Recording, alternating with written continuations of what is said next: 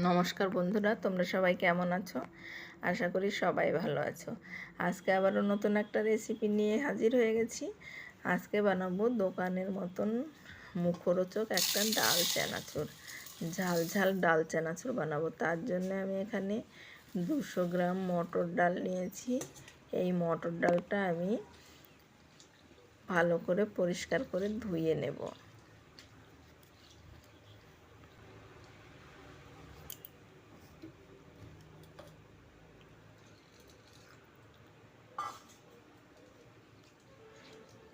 মটর ডালের গায়ে যে পাউডারটা থাকে ধুয়ে নেওয়ার ফলে পরিষ্কার হয়ে যাবে। এবার মটর ডালের যে পাউডার থাকে, দেখেছো কেমন সাদা সাদা জল বেরোচ্ছে?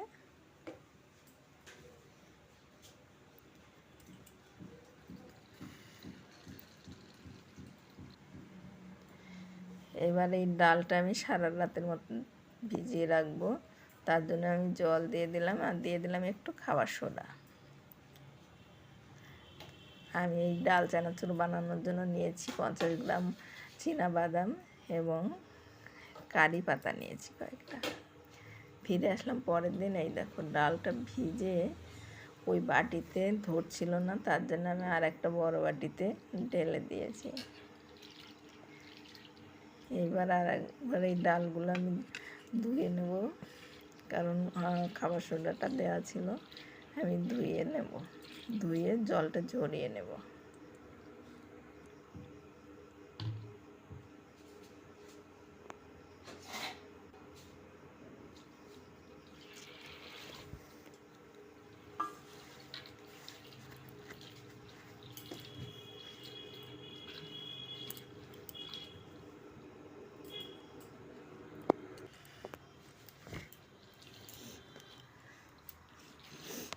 আমি একটা পরিষ্কার কাপড় পেতে নিয়েছি।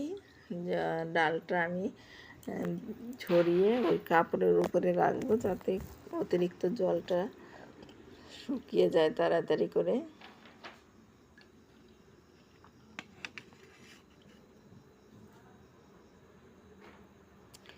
এইভাবে আমি সবগুলো ডাল ছড়িয়ে নেব এবং এই কাপড়ে ছড়িয়ে দেব।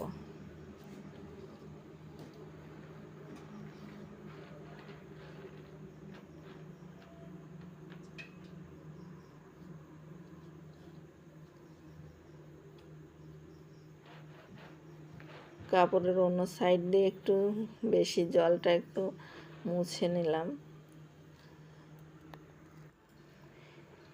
ফিরে আসছি একটু পরেই, দেখো জলগুলো একটু ভালোই শুকিয়ে গেছে।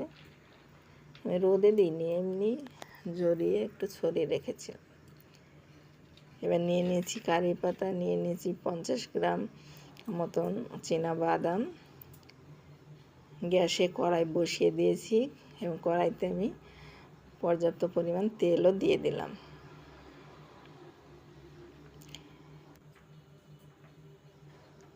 এবার এই তেলটা গরম হয়ে গেলে পরেই আমি ডালগুলো দিয়ে দেব। সবগুলো ডাল একবারেই দিয়ে দেব।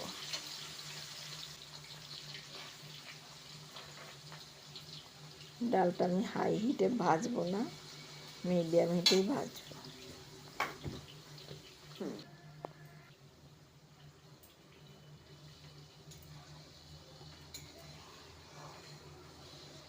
এইভাবে নেড়ে চেড়ে আমি ডালগুলো সুন্দর করে ভেজে নেব।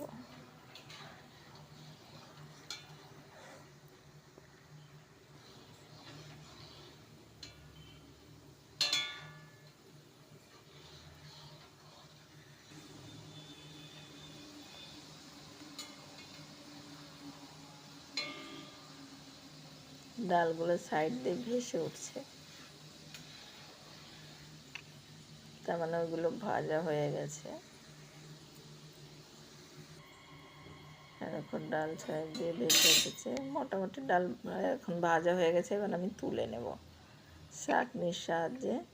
ডালগুলো সেকে, তেল থেকে সেকে তুলে নেব।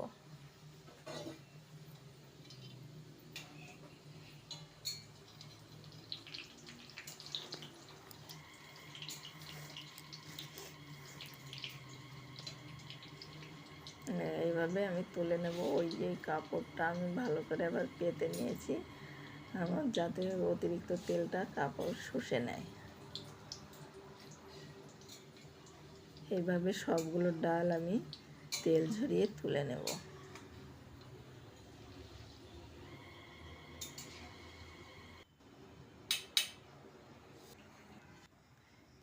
সব ডাল আমার তোলা হয়ে গেছে। এবার ওই তেলের মধ্যে দিয়ে দেব বাদাম। বাদামটা আমি একটু নেড়ে চেড়ে ভেজে নেব।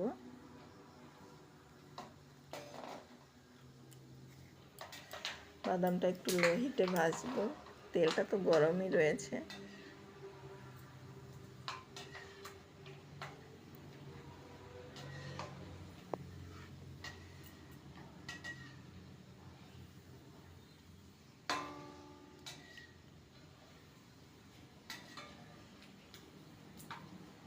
বাদামটা ভাজা প্রায় হয়েই গেছে।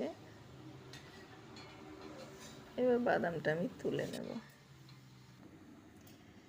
এবার ওই তেলের মধ্যে দিয়ে দিলাম কারি পাতা।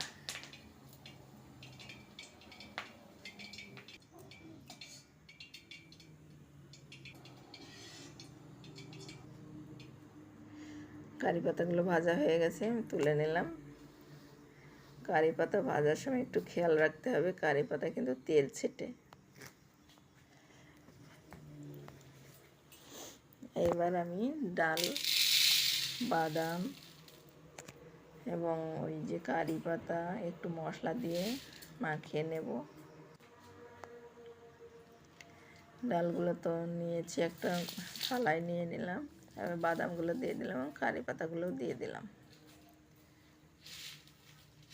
এগুলো যদি ঘরে স্টোর করে রাখতে চাও তাহলে পরে হচ্ছে নুনটা দিও না, আর যদি এখনই খাও তাহলে নুনটা দিয়ে মেখে নিও। দিয়ে দিলাম স্বাদ মতন লঙ্কার গুঁড়ো, দিয়ে দিলাম একটু জিরে মশলা, একটু লবণ দিলাম, স্বাদ মতন দিয়ে নেবেন সব কিছু। এখানে চাট মশলা দেওয়া যায়, আমচুর পাউডার দেওয়া যায়।